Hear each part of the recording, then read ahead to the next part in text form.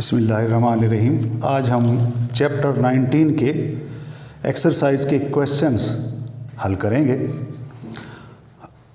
इस एक्सरसाइज के कुछ क्वेश्चन स्मार्ट कोर्स में छोड़ दिए गए हैं, लिहाजा हम वही बाकी मानदा क्वेश्चन अटेम्प्ट करेंगे। तो पहला क्वेश्चन है 5वां। Since mass is a form of energy, can we conclude that a compressed spring has more mass than the same spring when it is not compressed। सवाल में ये कहा गया है कि मैस एक एनर्जी की फॉर्म है, एनर्जी और मास आपस में चेंज हो सकते हैं। तो कहता है एक तो कंप्रेस्ड स्प्रिंग है, दबा हुआ स्प्रिंग है, हम स्प्रिंग को दबा देते हैं। एक ये अनकंप्रेस्ड है, एक ये हम साइडों से इसी स्प्रिंग को अगर दबा दें किसी वेट से,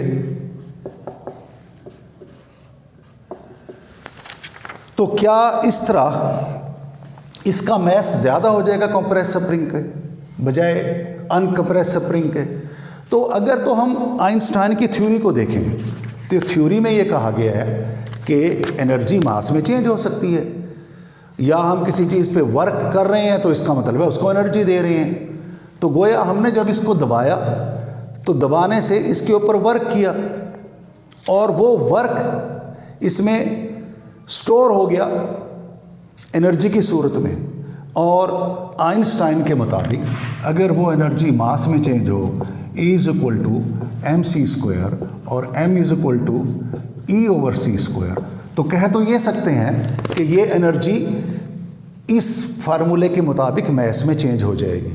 लेकिन आप देख रहे हैं कि यहाँ जो नीचे की वाली क्वांटिटी है C, it is very great amount, और C है 3 × 10⁸, फिर उसका स्क्वायर लेंगे, ये तो और बड़ा हो जाएगा।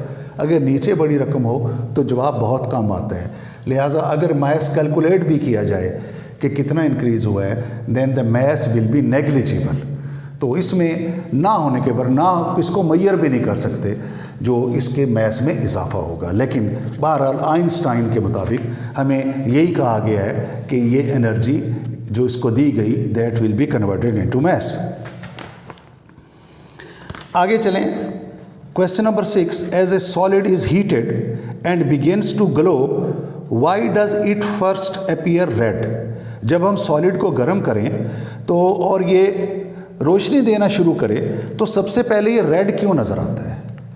तो इसका जवाब ये है कि इसका टेम्परेचर कम है, तो इससे जो एनर्जी निकल रही है उसकी फ्रीक्वेंसी भी कम होगी, कम ताकत की एनर्जी निकल रही है।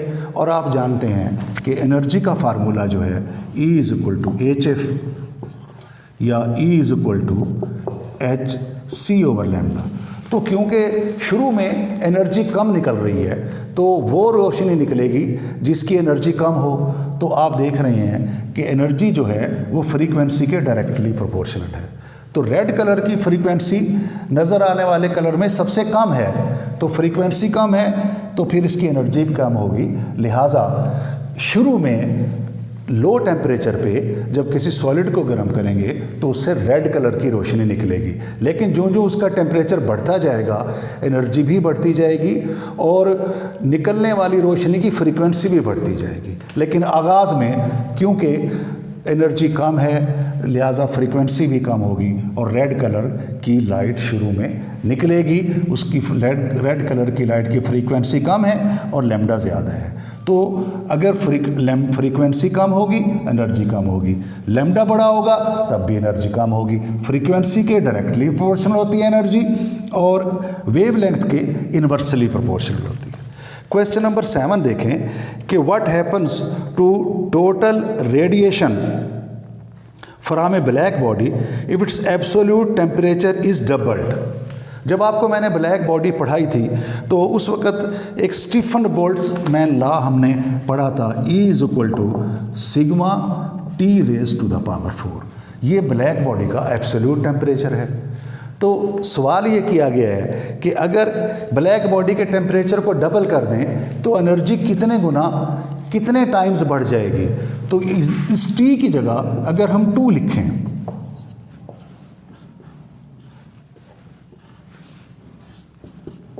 और इसको हल करें 2 रेज़ टू द पावर 4 तो ये 16 हो जाएगा। तो 16 सिग्मा T4 ये जो नई एनर्जी हो जाएगी, और ये सिग्मा T4 डबल करने से पहले तो हम यूँ भी लिख सकते हैं इसको कि 16E ये पुरानी एनर्जी है, ये डबल करने के बाद है, तो लिहाजा ये इक्वेशन हमें बता रही है कि ब्लैक बॉडी से निकलने वाली एनर्जी 16 गुना ज़्यादा हो जाएगी। It will becomes 16 times greater than the original energy. इसके बाद अगले क्वेश्चन में अगर आप आएँ, a beam of red light and A beam of blue light have exactly the same energy, which beam contains the greater number of photons. दो तरह की लाइट है, रेड है, ब्लू है, लेकिन उनकी ख़ास बात यह है कि दोनों तरह की लाइट की एनर्जी बराबर है।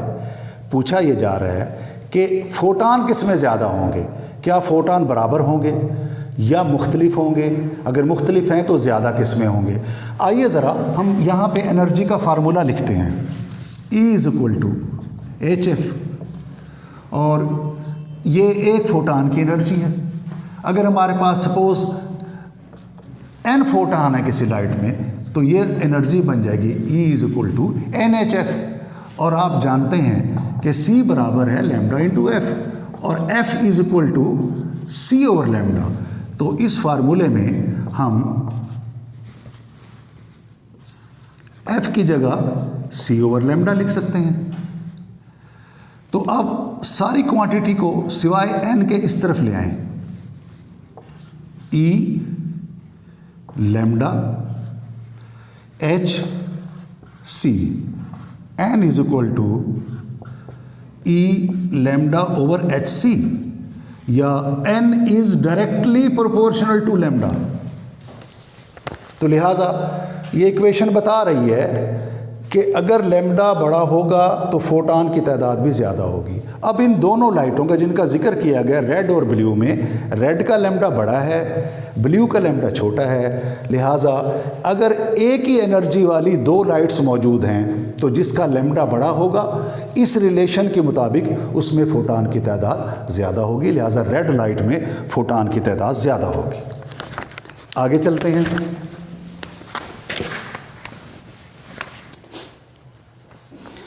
नेक्स्ट क्वेश्चन है 9, विच फोटॉन रेड, ग्रीन और blue carries the most energy.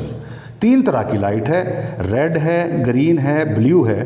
तो आपसे पूछा जा रहा है कि इन तीनों लाइट्स में किसके फोटॉन की एनर्जी और मोमेंटम सबसे ज़्यादा होगा। तो फिर हम ज़रा फार्मूले की तरफ आएंगे। क्वेश्चन 9 में फिर हम एनर्जी का फार्मूला लिखें, E=hf या E=hc/λ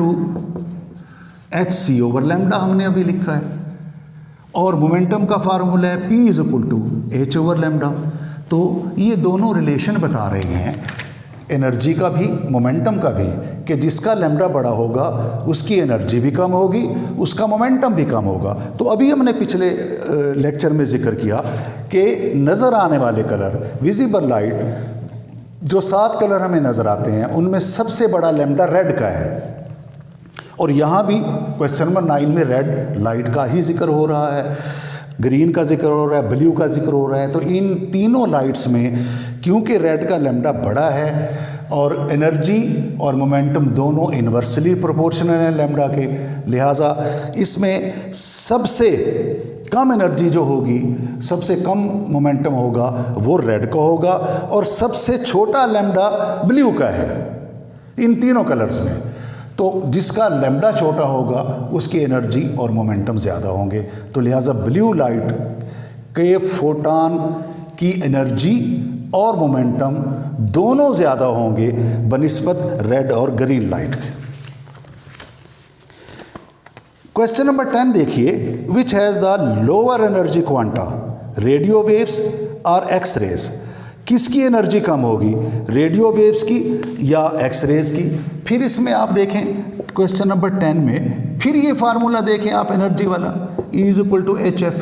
तो भाई ये जो दो रेडियो वेव्स और एक्स रेज का मुकाबला हो रहा है, रेडियो वेव्स की तो फ्रीक्वेंसी ही सबसे कम है इलेक्ट्रोमैग्नेटिक वेव्स में, और एक्स रेज की फ्रीक्वेंसी तो विजिबल लाइट से भी ज़्यादा है।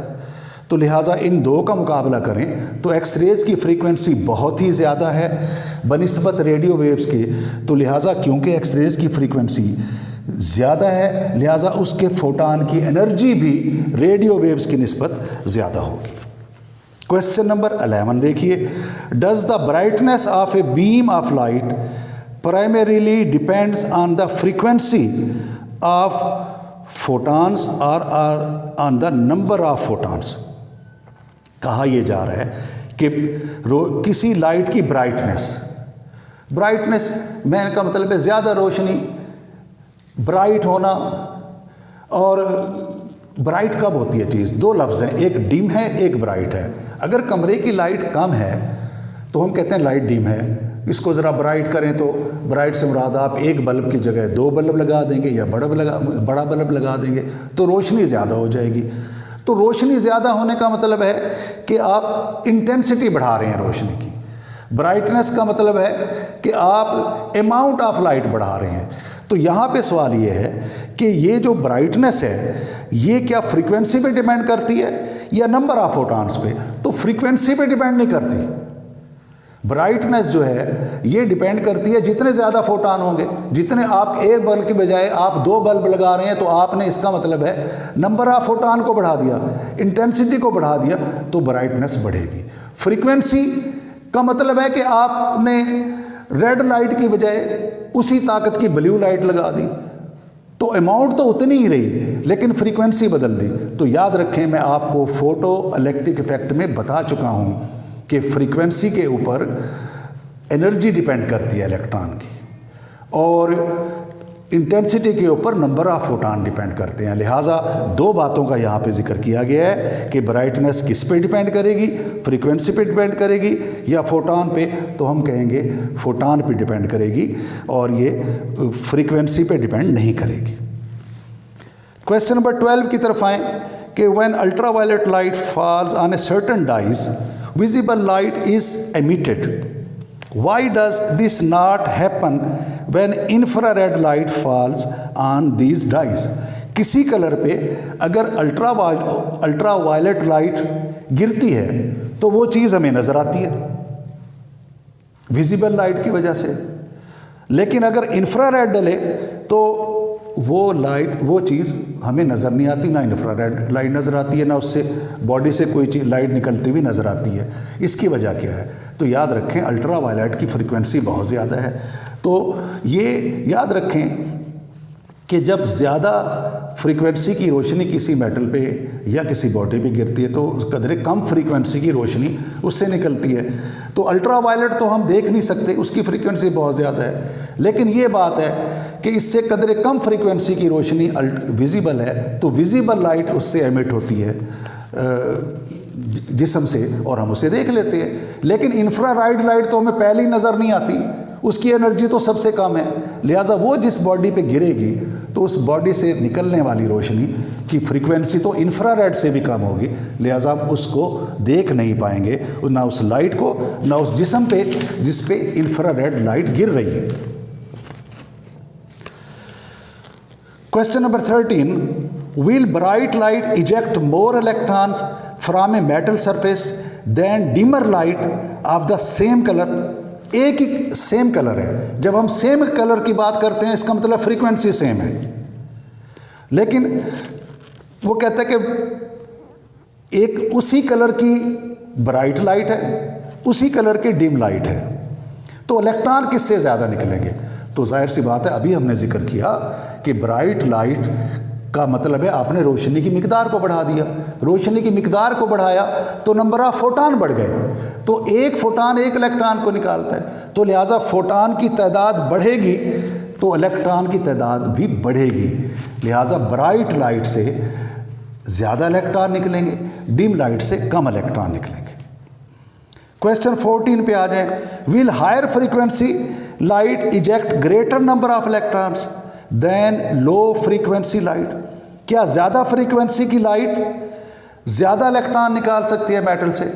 इसका जवाब भी बतदरीज हम जहाँ पे फोटो इलेक्ट्रिक इफेक्ट में दे चुके हैं, पिछले सवालों को भी अगर मद्देनज़र रखें तो बार बार ये तस्करा हो रहा है कि जो इलेक्ट्रॉन की तादाद है वो इंटेंसिटी पे डिपेंड करती है, फ्रीक्वेंसी पे डिपेंड नहीं करती।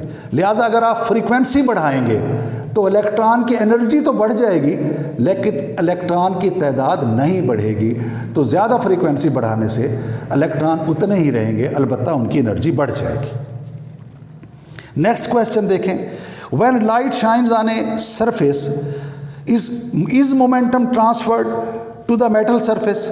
जब रोशनी किसी सरफेस पे गिरती है, शाइन होती है, तो क्या उस मेटल को मोमेंटम ट्रांसफ़र होता है? बिल्कुल, हमने कल के लेक्चर में भी आपको बताया, पिछले लेक्चर में अनसर्टेनिटी प्रिंसिपल पढ़ाया, उसमें आपको बताया गया कि भाई जब फोटॉन गिरता है इलेक्ट्रॉन पे तो अपनी एनर्जी भी, अपना मोमेंटम भी उस इलेक्ट्रॉन को ट्रांसफ़र कर देता है, उस जिस्म को ट्रांसफ़र कर देता है जिस पे आके रोशनी गिर, इस पे आके फोटॉन गिर रहे हैं। तो लिहाजा इसका जवाब हाँ में है कि हाँ, जब रोशनी जो कि फोटॉन पर मुश्तमिल है किसी सरफेस पे गिरेगी तो अपनी एनर्जी भी उसे मुंतकिल करेगी और अपना मोमेंटम भी उसे मुंतकिल करेगी। क्वेश्चन नंबर 18 पे आ जाए, why don't we observe a Compton effect with visible light. हमने जब आपको कॉम्पटन इफेक्ट पढ़ाया तो उसमें बताया कि एक फोटॉन आकर एक इलेक्ट्रॉन को टक्कर मारता है, अपनी एनर्जी, कुछ एनर्जी का हिस्सा इलेक्ट्रॉन को दे देता है, जिसकी वजह से वो इलेक्ट्रॉन जो रेस्ट पे था वो भी चल पड़ता है और फोटॉन की एनर्जी, स्पीड उसकी वही रहती है वेलोसिटी ऑफ लाइट फोटॉन की, लेकिन उसका क्योंकि लैम्डा बढ़ जाता है एनर्जी कम हो जाती है। तो ये तो कॉम्पटन इफेक्ट था। तो सवाल यहाँ पे है कि क्या हम आम लाइट जो है, जैसे बल्ब जल रहा है, जैसे विजिबल लाइट है, उसके ज़रिए हम कॉम्पटन इफेक्ट क्यों नहीं कर सकते? तो इसका जवाब ये है कि कॉम्पटन इफेक्ट में फोटॉन ने आके टक्कर मारनी है इलेक्ट्रॉन को, तो इलेक्ट्रॉन भी एक पार्टिकल है और इलेक्ट्रॉन जो रेस्ट पे था वो चलना भी शुरू कर देगा। तो फिर फोटॉन तो ऐसा होना चाहिए जो अच्छा कुछ ताकतवर तो हो, जो इस काबिल हो कि इलेक्ट्रॉन को हरकत में ला सके। तो लिहाजा साइंसदानों ने तजर्बा किया कि आम छोटे मोटे फोटॉन, विजिबल लाइट के फोटॉन की एनर्जी कम है, वो किसी इलेक्ट्रॉन को हरकत में लाने के काबिल नहीं है। लिहाजा तजर्बात जब किए गए तो ये बात सामने आई कि एक्सरे फोटॉन की एनर्जी इतनी है कि वो कॉम्पटन इफेक्ट सरअंजाम दे सकता है। तो लिहाजा जो फोटॉन कॉम्पटन इफेक्ट में इस्तेमाल होता है उसकी एनर्जी कम से कम 0.1 मेगा इलेक्ट्रॉन वोल्ट से 1 मेगा इलेक्ट्रॉन वोल्ट के दरमियान होनी चाहिए। और इस एनर्जी का फोटॉन या तो एक्स रेज में हो सकता है या फिर गैमा रेज में।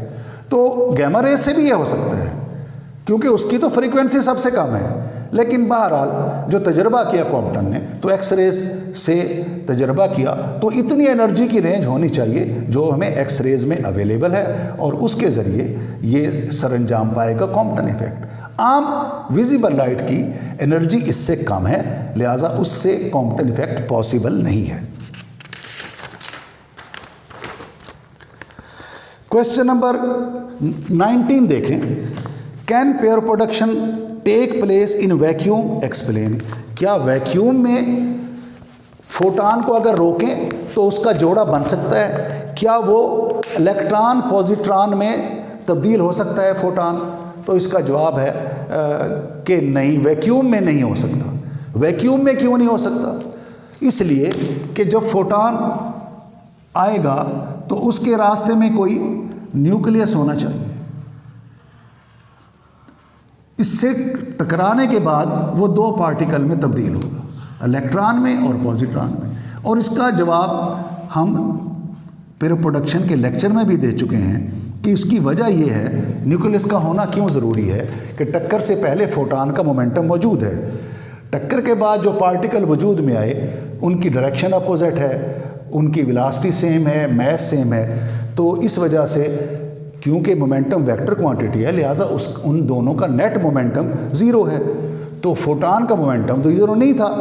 तो law of conservation of momentum के मुताबिक हमें बताना पड़ेगा इसका मोमेंटम गया कहाँ। तो लिहाजा ये उसी वक्त मुमकिन है कि ये फोटॉन इस न्यूक्लियस को टक्कर मारेगा और अपना मोमेंटम इस न्यूक्लियस को ट्रांसफ़र कर देगा। तो इस तरीके से पेयर प्रोडक्शन वैक्यूम में नहीं हो सकती। इसके लिए लाजिम है कि वैक्यूम में, खला में, जहाँ भी आप ये करना चाहते हैं वहाँ पे किसी न्यूक्लियस को इसके रास्ते में रखें, then pair production will take place. Question number 23 देखें। We do not notice the de Broglie wavelength for a pitched cricket ball. Explain why. Cricket हमने कहा कि हर हरकत करते हुए जिस्म की एक वेवलेंथ होगी और बाकायदा डी ब्रॉगली ने हमें उसका फार्मूला भी दिया और साथ ही डी ब्रॉगली ने यह भी बता दिया कि भाई आप जब ये लैम्डा कैलकुलेट करेंगे तो बड़े जिस्मों का लैम्डा इतना छोटा होगा कि वो हम एक्सपेरिमेंटली मेजर नहीं कर सकते, उसको डिटेक्ट नहीं कर सकते। अब यहाँ भी बात हो रही है क्रिकेट की बाल की कि पिच पे क्रिकेट की बाल फेंकी गई है, तो उसमें वेव प्रॉपर्टीज़ या वेव लेंथ जो है जो हमारे नोट्स में नहीं आ रही, कुछ प्रॉपर्टी उसकी वेव की तरह नज़र नहीं आ रही हरकत करते हुए। तो उसका जवाब यही है कि that cricket ball has very small negligible wavelength which cannot be measured। तो लिहाजा हमारे नोट्स में उसकी वेव प्रॉपर्टीज नहीं आती।